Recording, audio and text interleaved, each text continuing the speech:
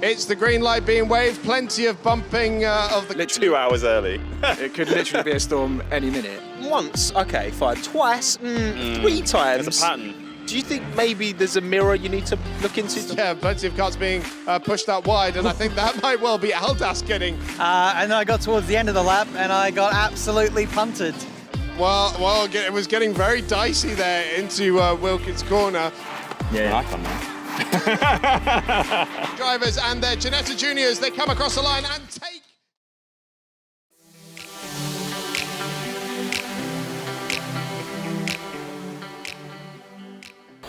Okay, so here we are with a special episode of the Sim Sundays podcast. And actually, the Grid Finder team's taking a bit of a day off today. We're down at Wilton Mill for the MotorMouth Charity Karting event with MotorMouth host Tim Sylvie. How you doing? I'm very well, how are you? I'm good. It feels like the calm before the storm. Yeah, we are literally 2 hours early. It could literally be a storm any minute. Yeah, you are seriously early, but that's okay. We're keen. We're going to go and do a track walk in a minute, and we're going to go work out the lines. We're going to see where's damp, where isn't. Just take some readings. You haven't raced here before, no? Never. None of us have ever raced here before. Okay. So, we're a little bit nervous. I think the quality of the other drivers is going to be quite high. Yes. I remember watching it last year on YouTube, and it was some pretty serious races. Yeah. So anywhere in the middle of the pack we'll be happy with, I think. Well, we've got a few interesting teams. We've got Aston Martin F1 have sent 2 teams. Alpine have sent a team, and actually in the Aston team there's Jess Hawkins, who's their, I guess she's their development driver. Yeah. So they'll be quite handy. And we've got 1 or 2 pro karters coming, and I think even a world championship karter, so you could be in a bit of bother. Right, okay, so this is, I thought this was all going to be like, people that work in and around kind of like racing and karting, a bit of a day out, no.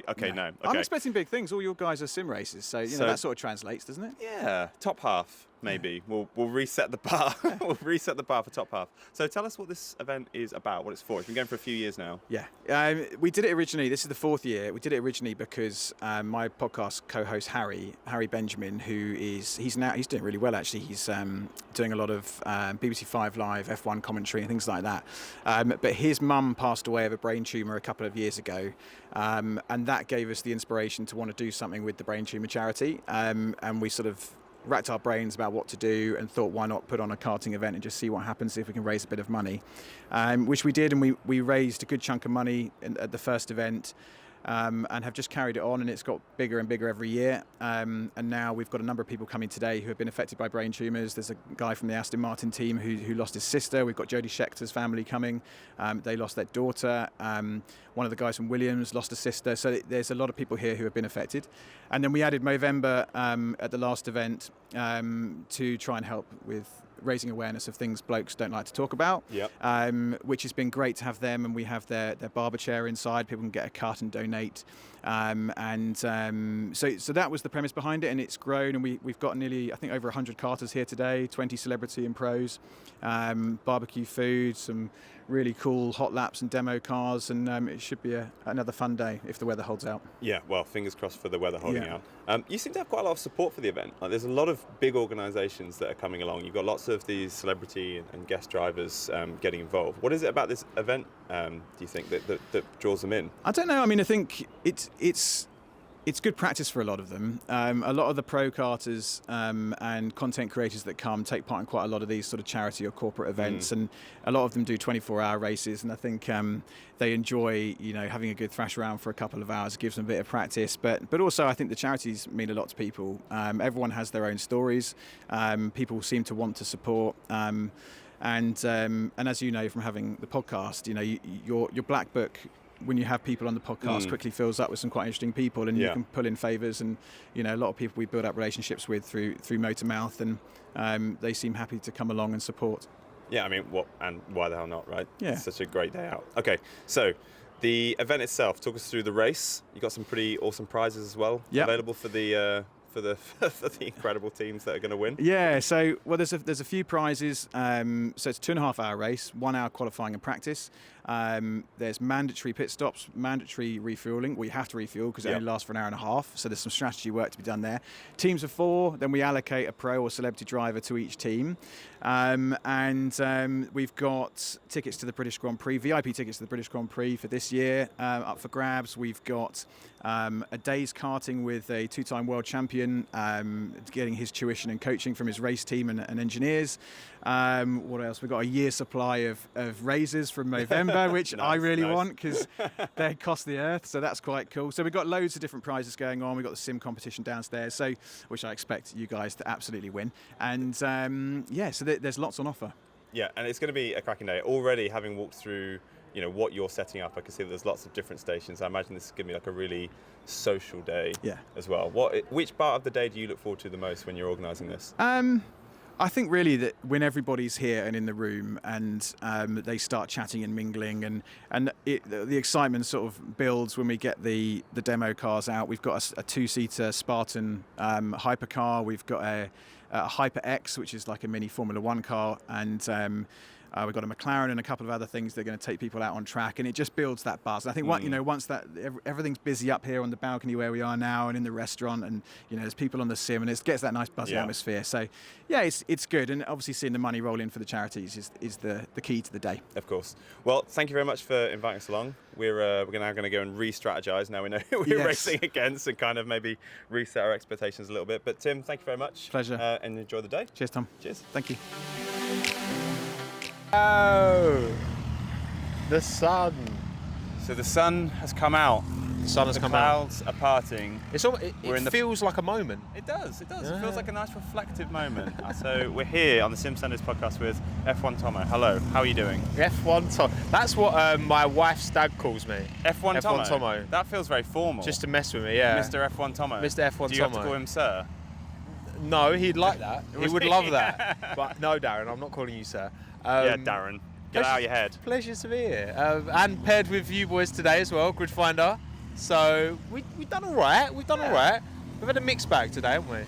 We've had, do you know what? We've been unlucky, but cheerfulness in the face of adversity. That's what I always say. And so you got a dodgy black flag as well. I got completely screwed over. I mean, I'm not going to talk about it, Wilton Mill, but I didn't hit those tyres. I didn't deserve that black flag. No, I deserved the black didn't. flag for other things, but they didn't see those. Oh, yeah, but the hitting the tyres, that was nonsense. I was absolutely furious. And then we had to come. Oh no, we're probably not going to feature Grid Finder's progress in this race because we've had mechanical issues. No. We've had a tyre that got ripped apart. Correct. We've had to fuel up twice because it's been a nightmare. Yeah, look, it was things outside of our control ultimately. And yeah, they're still aiming for a top 10. We'll be happy with that. We'll be very happy. And also, what a great day. Mate, considering this morning it was absolutely chucking it down. Yeah. And it was really wet, kind of offline back there. I had a bad spin in practice because I went wide. Tyres got wet and I just took turn one as if it was dry, being like, oh, what's the worst that could happen on slick tyres, and obviously had a little spin. But no, the heavens have not opened. There was a little bit of spinning, wasn't there? It was teasing us, it was just tickling us earlier. It's a beautiful day. I'm getting a nice freckly tan. Yeah. So, do you tan all right? Yeah, you got a bit of tan going firstly, on. thank you for asking. Yeah. It takes a little while. I'm like a slow build. I have to build up in layers, you know. Yeah. It's not instant. I don't have that olivey complexion. No. That My parents, you kill for. my dad was very tanned. My mum is very tan, so I'm hopeful in later life. Well, let's dive into develop this. that. Tell me more about that. How would that make you feel if you were tanned? It would make me feel more confident. Okay. Because I mean, look, I see my own face all the time.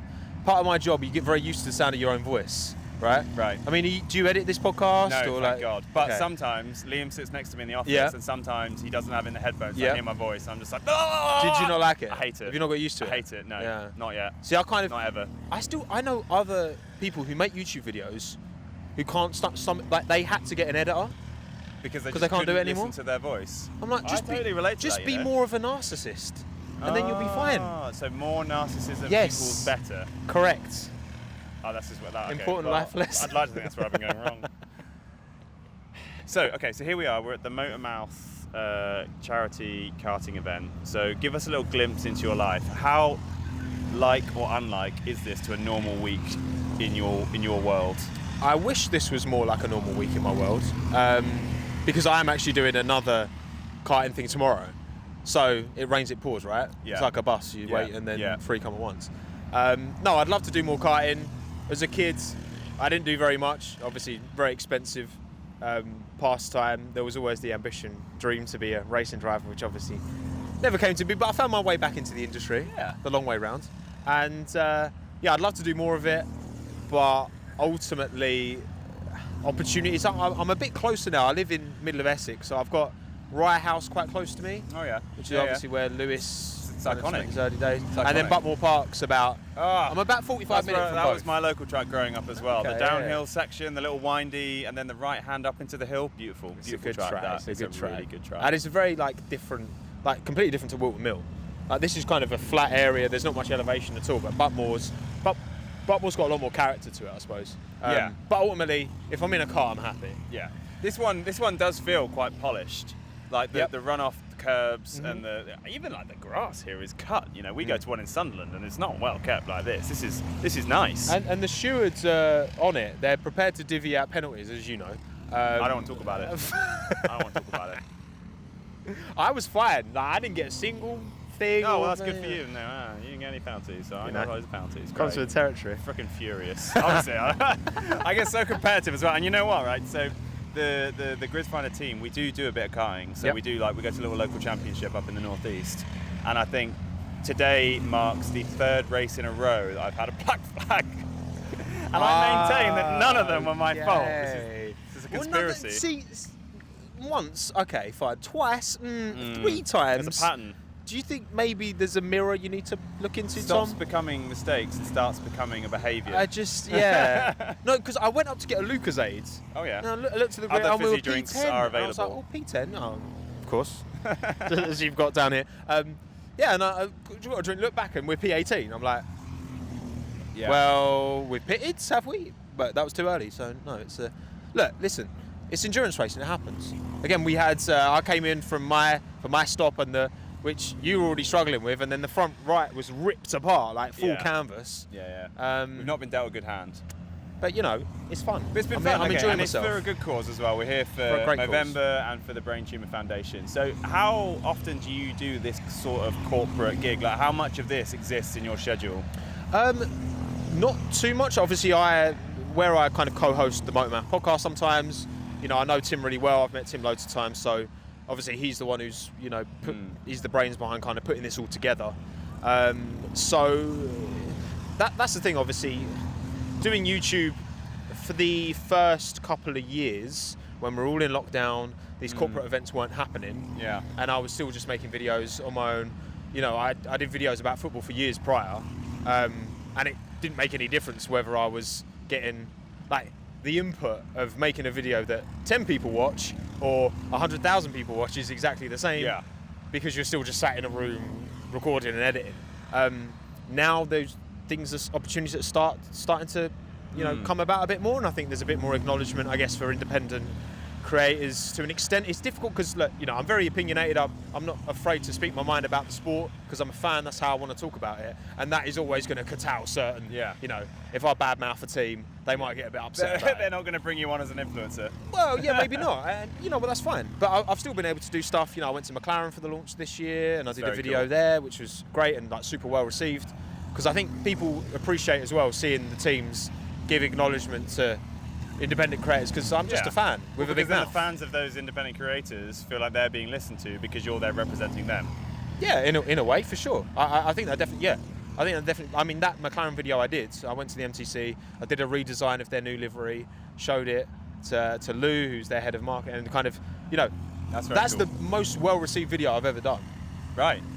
By far. The comments are amazing. Yeah. And there might be opportunities to do some more stuff like that in the not too distant future. So I think I went to the Williams launch as well earlier this year. So again, those kind of corporate things, and also just being able to, I guess a skill that I've improved over time is just being able to interview and articulate myself and talk and host things. Like me and Aldas did a live show earlier this year. We've got another one coming middle of this year as well, which we haven't announced yet, but that's coming.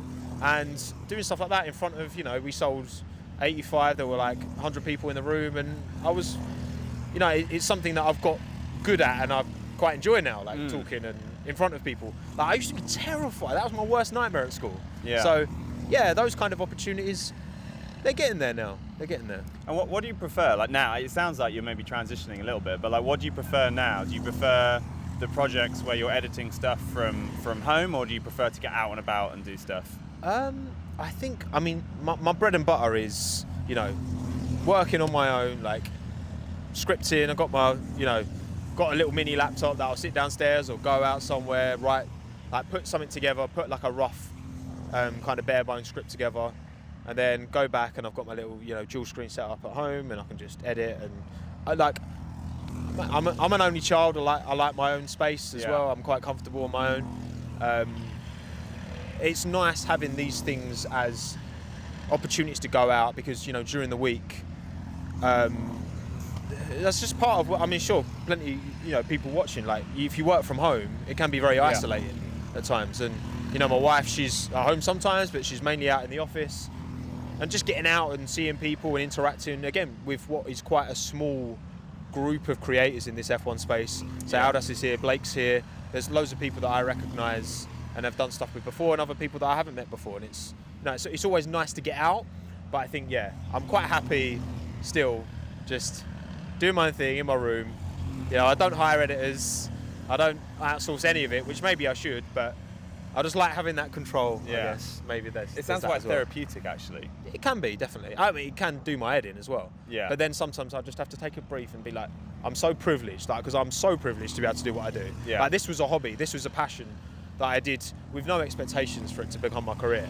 And then all of a sudden, in part because of lockdown, like, you know, the sport and Netflix increasing, and all of a sudden this viewership comes, and I'm still kind of riding that wave. And, you know, it's viewership's dropped a little bit this year, which is terrifying as an independent, right? Because you know, the views were fantastic in 21 because it was an amazing season. 22, the season has dipped a little in interest, hasn't it? Yeah, I used to watch every race religiously, and now I reckon it's maybe 60-40 in favour of watching the highlights versus watching live. And you're not the only one. Like, I've spoken to so many friends who, because for you to be interested enough right now in F1 to seek out YouTube content when you've got a driver dominating at the front, it takes a degree of, you've got to be really into it.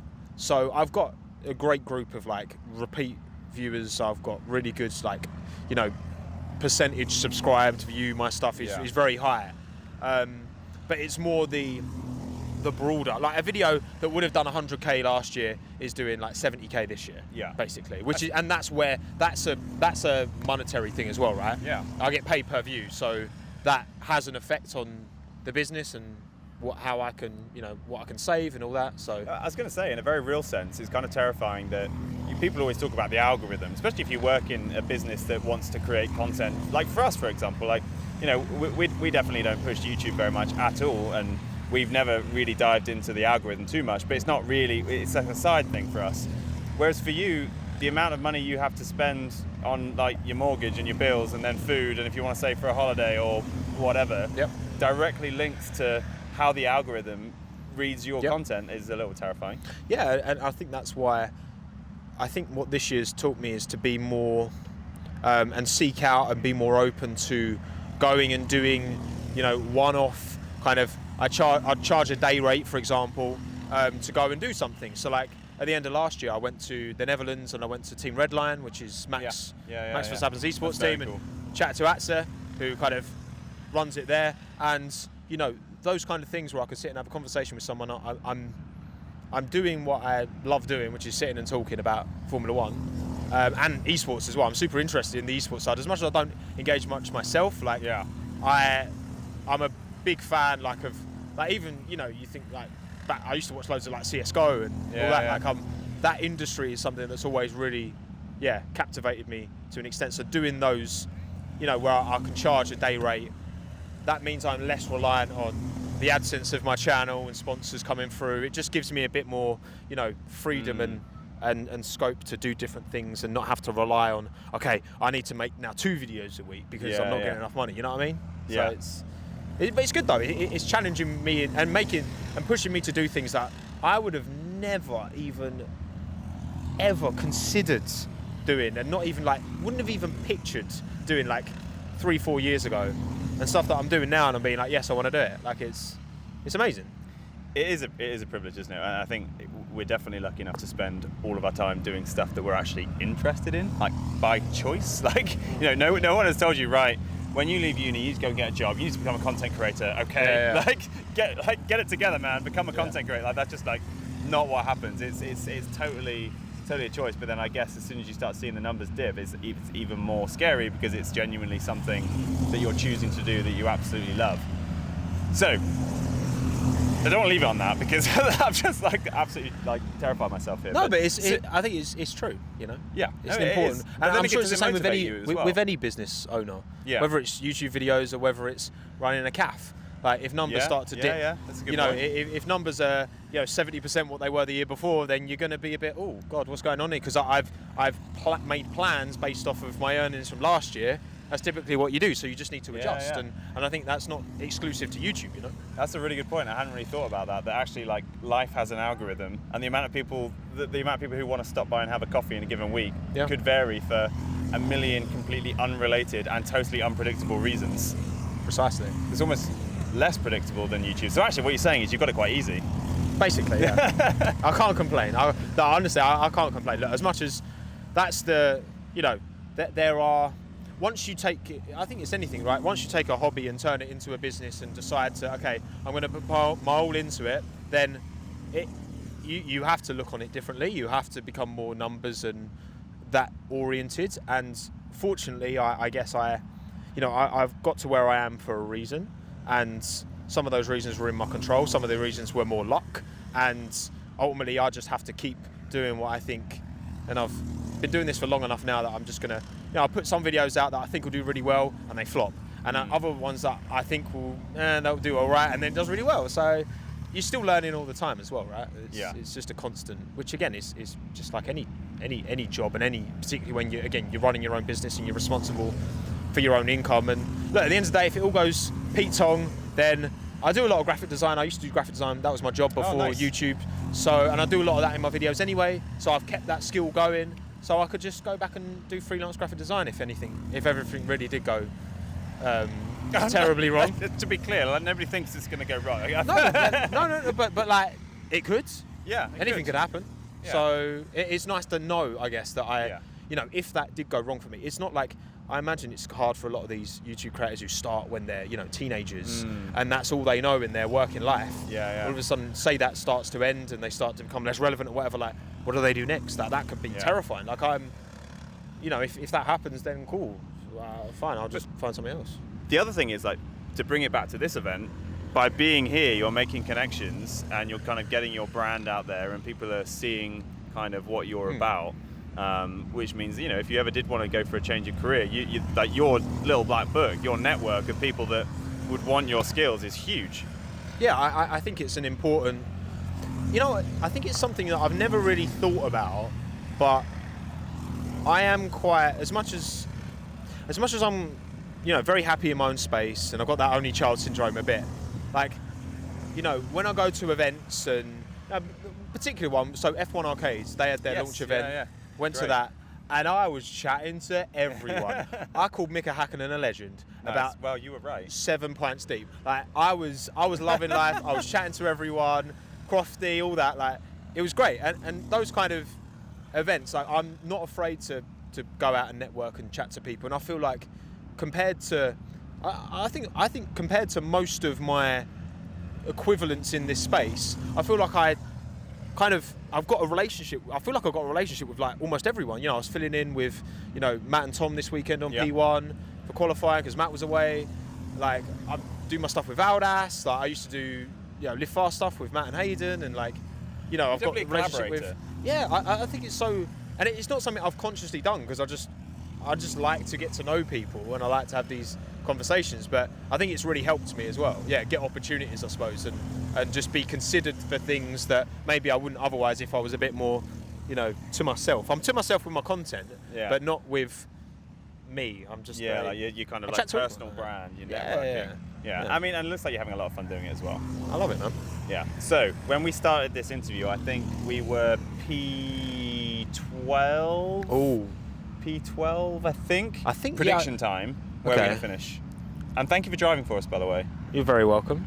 Pleasure, absolute pleasure. It's been like, what's it been like actually? Just to, before you answer that question, It's been great. what's it been like to be kind of like, you know, airdropped into this team of incredibly professional go-karters, like dropped into this well-oiled machine that is the Gridfinder Karting Academy? You don't sound like you believe the words that are coming out of your mouth, Tom. No, I think I'm talking absolute rubbish. No, you know what? I feel like we've all been at quite a similar level, which has been nice. Yeah. We've got Matt in the car at the moment, who's Yeah. rapid. He's got about a second on us. Yeah. But the rest of us are all been about the same kind of time, which is nice. Like it's, I mean, last year I got on the podium, but I was carried. I was hard carried by my Well, team. you raced actually for the team that you raced for last year was Gridfinder, but with Jem Hepworth and Lily. It was. So yeah, And you guys weren't 2 here. years in a row. Yeah. I was True. absolutely gutted. We couldn't make it for that race. And Yeah. at the time, Jem Hepworth was working in Gridfinder. Yep. And we were like, Jem, why don't you go down and do Gridfinder? We'll fight, see who you get. And then she got Lily involved, and I imagine that experience was a little bit different to racing with us. Yeah, so it's like racing for the same team, but all the personnel have changed. Yeah, right. So yeah, technically it is. Yeah, because I remember seeing the grid find out and telling me about it, and then obviously because a lot of the Lily I was racing with, and Jem's not here this year, but a lot of the team I was racing with last year are here this year, but they are now the enemy. Yeah. And they are beating us, I guess. Well, I imagine. yeah, Lily. I was actually having a bit of a scrap with Lily today. She Yeah. is incredibly. She is She's very very good. fast. Very Jem good. is currently testing in Kota, I believe, Ooh. with Rafa Racing Club, our sim racing team sponsor.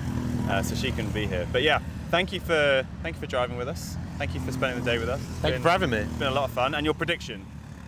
Prediction: I'm saying we're going to be P11 P11. by checkered flag. It's a very modest prediction. P11. Like that. With P12, where do you think we're going to finish? P11. 11? Yeah, I think so. Great. Well, we'll see. Thank you very much for joining us. Appreciate it. Pleasure. Thank you for having me, Gridfinder. Okay, so we're halfway through the day here at the MotorMouth Charity Karting event. You've been out in the kart. I have. How was it? It was great. I got off to a good start, gained a couple of places, and then I got towards the end of the lap and I got absolutely punted. Oh no! How? So one of the leaders had spun, Ugh. and I was trying to get inside of them just to get past, and then I think they like snuck forward a little bit. I got clipped, spun round, and someone behind me absolutely drilled me in the sides. Where did you start? What position? 14th. Okay, so it wasn't me. I was 8th. Okay, just And to I double reckon check. I was up to about 10th. I gained a lot of spots off the start. There was a lot of chaos at the start. We started in 12th, and I think I was up to 8th by the end of the first lap. And then obviously all the people who ought to have been 8th started to catch up on their pure pace. So many people were aggressive heading into Christmas corner. Everyone was Right. on the inside. A few people went off the track. Yeah. There was hay flying everywhere. There I was, yeah, I was I saw surprised that. there wasn't cattle flown at us. It was nuts. Yeah, I feel like if you'd done that sim racing and you were driving down, you saw this hay coming up, you think it was they've overdone this. This isn't how racing is. But honestly, driving it down, it wasn't the back straight. It was like the mini little short straight after into Ashby. Christmas corner into Ashby. Yeah, that was nuts. The amount of like hay that was coming up off of the guy that had cut the corner, but it looked dramatic. One like half got in my eye as well, so I was like trying to like blink it out and then try to go again. People went defensive into Ashby as well, so I went around the outside of a couple of people. Yeah. Did like a cutback. It was glorious. I hope they got that on camera. It's a competitive day here, isn't it? So Absolutely. we competed last year, and it was very much like a fun social event. But now we've got like Aston Martin and like Alpine are here, and you've got some pro karters, and it's competitive. Let's say. Absolutely. You look around up and down the field, and there's some kind of karting champion in just about every team, or a pro racing driver. Me, I sim race for a living. I don't do much of this karting business, and I had a bunch of newbies in my team. You were fast though, right? What was your fastest lap? 59.9. All right, you're into the 59, so that's nuts. Like my fastest was a 1:0:05. So, and I know that like a lot of the pro teams, like as long as they're in the 59s, they're like that's what they want all of their drivers to be in. So that's impressive. I'll absolutely take that, yeah, because I thought at the start my kart was a bit rubbish. I went out at the end of practice with all the quick people, and I was getting overtaken most of the time. So I was like, oh, this kart's rubbish. But then when I actually got settled into the race, I was like, oh, okay, this isn't too bad. I'm actually overtaking people. It's a nice feeling. And it's been a day of motorsport for you. You before the race started, you took a few people out in your McLaren, right? maybe. Yeah, so I gave that a blast. A few people had their reactions, and everyone gave a different reaction. It was amazing. But yeah, the car was running good. It's really only like first and second gear stuff. So wait, did I take you out? You took me out. I did take you out. Yeah. Yeah. How did you make of it? It was absolutely nuts. Like you say, like first and second gear and on a go-kart track. But I was surprised like how fast it felt. Like the acceleration, even like getting towards the end of the straight, you're like, oof, this is fast. And then like hitting the brakes and like your back end was wobbling around a little bit. It was that was a really good experience. Traction was on, by the way. Was it? Yes. I dread to think what it was like if it was off. I've never switched traction off. No, that's like probably it's for the an best. absolute beast. 600 horsepower, greasy track, karting track.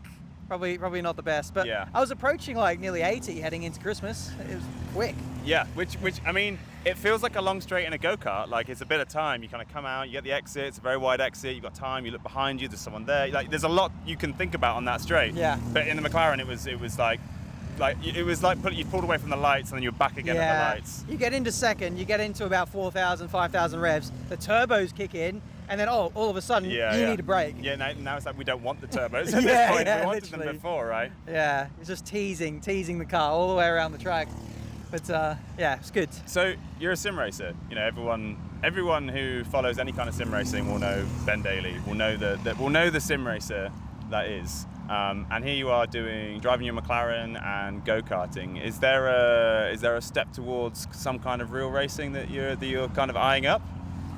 No solid plans at the moment, but I would like to get my arts tests, do some club level racing. I know we were discussing off camera about it before. Yeah.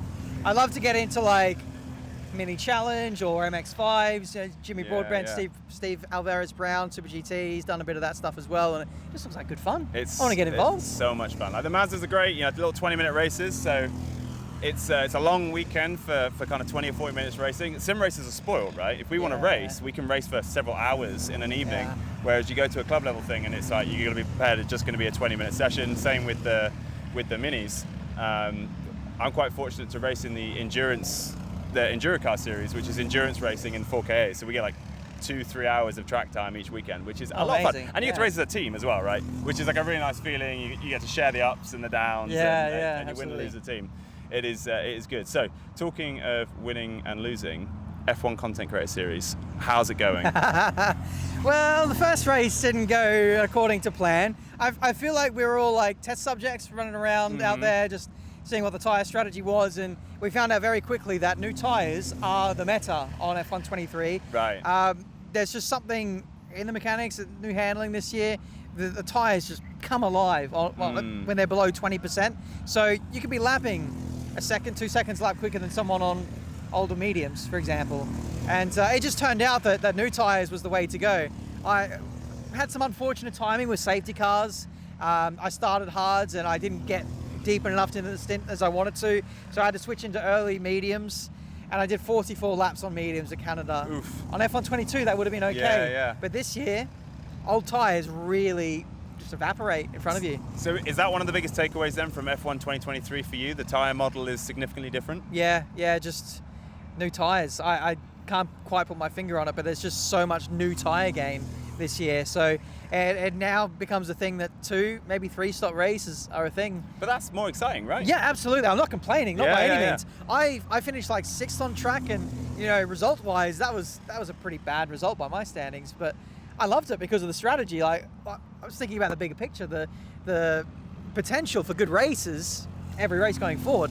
It's going to be amazing. Yeah, it's going to be a lot of fun, and it's interesting. The F1 Content Creator Series, it's a real standout league for me. Obviously, at Gridfinder, all we do is host leagues. So we speak to leagues all day, every day, and we get to see lots of different types of leagues, how they run, the formats they run, the point systems they use, whether they have a penalty point system, etc., etc. But a lot of leagues, most leagues, let's be honest, the majority of leagues don't get a huge amount of viewership because you don't really know who you're watching, unless you're watching WR, PSGL, where you're seeing the esports pros and you know who they are because they have like a social media presence.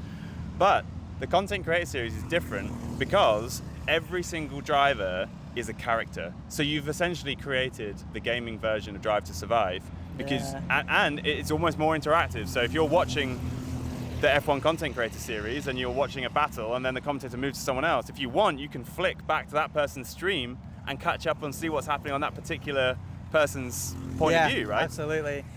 One of the races I retired from last year, I almost use it as like a TV channel, like with the Twitch. You could see everyone's names, and I was just clicking on them. I was like, oh, this is great. This is very cool. This is great as a spectator. But yeah, it's so good. There's so many different personalities, and the races are really unpredictable because we don't practice as much as the the top level esports guys or the league races. So you're a bit more rough around the edges, and that creates drama. That creates weird moments. 100% races. How many leagues do 100% races? Very few. But there's very few drivers who are that committed, right? I think if you have an audience of people watching who are invested in a 100% race, you've got more motivation to get back in the race. If you get crashed out, you have a bad strategy decision, etc. I love it. I love watching it. It's one of the few league racing channels you can watch that is truly entertaining.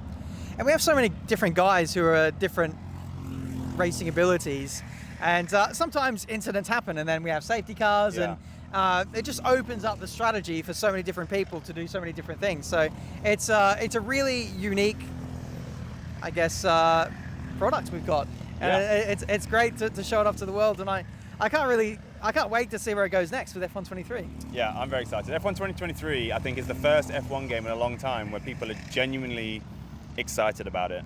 I think 19, 20, 21, 22, well, maybe not 19, but 20, 21, 22, they've all been met with a bit of a, oh, okay, again, here we go. the year-long slog. I'm going to say that I'm never buying this again. I will definitely buy it again next year, but I know it's not going to be that great.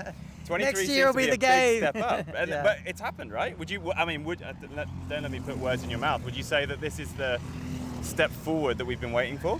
Handling-wise, yes, absolutely. It's a bit more accessible just to like the wider audience, to people who are wanting to go no assist. I've seen so many people make the transition this year from assists to traction off, and that's huge. Yeah, it's what we want to see, people getting more engaged with the handling model and just having more confidence in being able to push. It's a lot more realistic. Drivers put in their feedback saying, the car on F1 22 just randomly lost traction too much. So it was too unforgiving.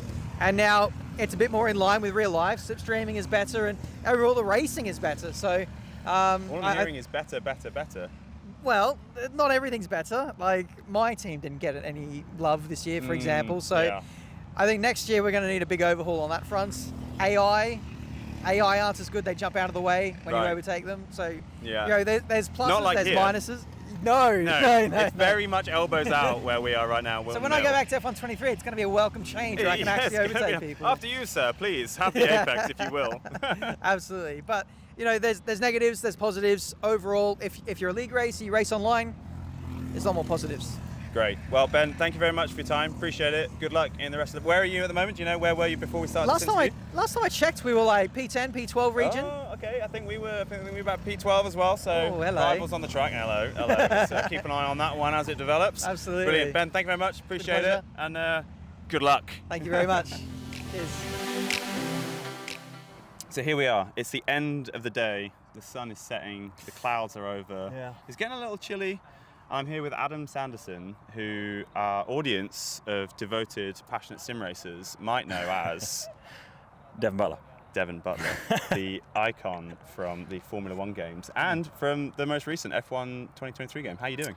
I'm doing very well. I mean, I'm just going to place this right in the middle of shot. Oh, what's this? Oh, look at that. Oh, look at that. And look at this. Look what I'm wearing. Oh, look, did you come third? I might have come third. Oh, goodness. You didn't mention that six times on the way from the bar to here. No, I didn't at all. It just sorry for not mentioning it. No, it's fine. I need to know these things, right? I feel like I'm not prepped for this interview now. Yes, of course. It's a good race? Quality race. The team that I had, because we get paired with a team as we're here, quality. All really, really lovely people, very quick karters, and I saw it across the line, and P3. Must be a good feeling getting to take it across the line. Yeah, absolutely. I mean, we beat Alpine. So what you're saying is you're faster than a Formula One team? I mean, that was a given, no? I mean, fair one. Yeah, of course. No, that's very, very impressive. I'd have that straight on my LinkedIn profile. 100%. Yeah, beat Alpine on track. What more can you want? Exactly, and like what an event this has been, right? So obviously we're at the MotorMouth Charity Karting Race. It's every single year about this time of the year. Sometimes twice a year. Sometimes twice a year. Yeah, I did that once in September. Yep. On a fly. That'd on be a nice. Yeah. I mean, it's been a great day out for us. Like, not to make this all about us, but the Grid Fine team have been working very hard on our latest release of our league manager, and I thought today would be a nice way of getting out of the office and just spending some time together. Yeah. And it's absolutely delivered. It's been such a fun event. Yeah. How often do you come to something like this? Well, I mean, I just want to reiterate your point. The cause that we're racing for, the Brain Tumour Charity and Movember, is brilliant causes, great day out.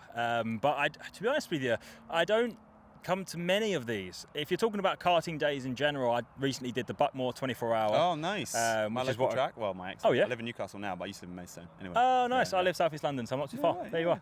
Yeah. Anyway, to answer your question, if you're talking about karting days in general, then every now and again I do the odd karting day with either my friends or with like, even got like Ben Daly, Alex Gillen, that lot. I did the Buckmore 24-hour, which is exactly what I noticed I got this kit for originally.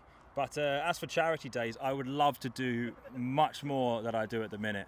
I want to do more of this kind of stuff, not only because it's a lot of fun, but because the causes are always so incredible. Like with the Brain Tumour Charity in Movember, I would love to support more. Absolutely. Yeah, and it's a nice day out as well, because I feel like you're always getting to meet people who kind of get your space, right? And in this case, it's motorsport. Now, you have a very interesting relationship to motorsport and sim racing, because earlier I made some flippant comment about like being a sim racer, because in my head you're part of the sim racing world, because you played the part of Devon Butler, which, as I very embarrassingly said earlier, is kind of iconic. If you're a sim racer and you play the F1 game, like that's absolutely nuts. You can call me an icon. I'm not. Thanks. I've got permission. Did you hear that? So it's kind of interesting that you're kind of in this world, but not necessarily as a sim racer, but somebody who's just a big part of that world. Do you sim race yourself? Yeah. I stream on Twitch. Okay. I'm always trying to.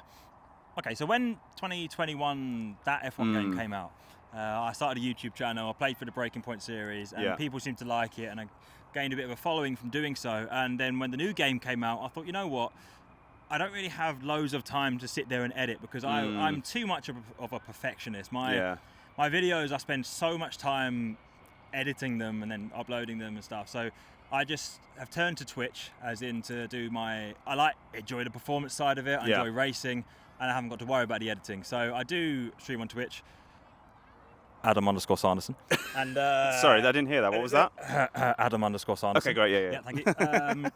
But so I'm slowly becoming more of a sim racer. I've always been racing. Like, I remember the first F1 game that I played was F1 2006 back on the PSP. Wow. Like, PSP? That's a throwback. Yeah, I love that thing. Like, I've been a massive F1 fan since day one. Like I said yesterday on another podcast, plugging that one. I don't want to hear it. Okay. Sorry. Literally, my earliest memories are me holding a screwdriver, helping my dad do some DIY around the house while we got the F1 either on the radio or on the TV. Nice. So I'm a massive part of the F1 fan base, as it were, and I'm just slowly starting to become more and more of a sim racer. Yeah, I mean, and okay, so it's just such an interesting kind of like way into it. So what happened first? Obviously, you were an F1 fan, but in terms of sim racing, did you did playing the part of Devon Butler like unlock more of a passion for sim racing because of this new audience that you had? So I've always really, really enjoyed racing games. I really enjoyed Gran Turismo. I enjoyed Gran Turismo 7. I enjoyed the one before that, and I've enjoyed the Formula 1 game every now and again. But my core group of mates don't really play racing games much. So I found myself, especially like during lockdown and stuff, instead of having phone calls and seeing how people are, we'd jump on Warzone sort of thing. But if my core group of mates actually wanted to race, I would have raced a lot more. Now, it's just because, obviously, off the back of Devon Butler and getting involved with some of the streamers, again, calling out Ben Daly has been a massive influence for me.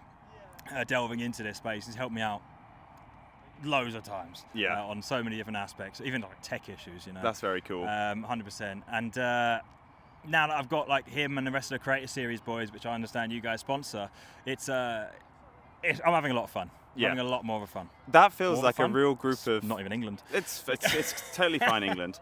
That F1 content creator series seems like it's a Carnage. group of people. Brilliant. Yeah, well, yeah, total carnage. But it's a lot of fun to watch. But also, it feels like all the people who are racing together, all the drivers, all the influencers, the streamers, the YouTubers, etc. Yeah. They seem to have like quite a bond. I feel like they're starting to get this kind of. Obviously, I sit in the organisers' Discord and I see you all chatting away, and it's when the recording stops, you guys chat for hours on Discord afterwards. Honestly, yeah. I mean, I got added to the Discord. I can't remember when, maybe early this year, and when any time of day you can scroll through Discord and you see at least 4 people having a little chat in one of the VCs. It's just it's crazy. And these guys sometimes stay up to like unhealthy hours, 4 or 5 in the morning, playing random games. Yeah. Any game. And I mean, I really, really like the fact that this creator series has brought together all of these different creators to do loads of different varying things, as you mentioned, YouTube, Twitch, etc.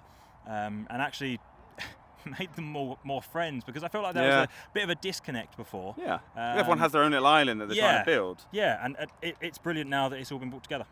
Yeah, and it's and as a viewer, it's so unique to watch because you actually get to know everyone that's racing, as opposed to a lot of league racing where you don't know. Yeah, exactly. Most important question. Sorry, go on. You know when to avoid. Say for some drivers, you'd be like, I'm going to give them a little bit more room.